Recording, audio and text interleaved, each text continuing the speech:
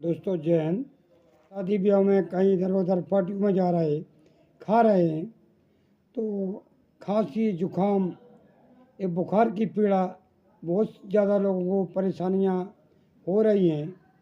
इसलिए हमारे को अपना शरीर की देखभाल अच्छी तरह से करें, गर्म पानी पिएं जिस कारण से हमारे को कोई परेशानी ना आए। हम गर्म पानी पीते रहेंगे तो हमारे तरह तरह का जो खाना खा रहा है उसको सबको हजम करेगा।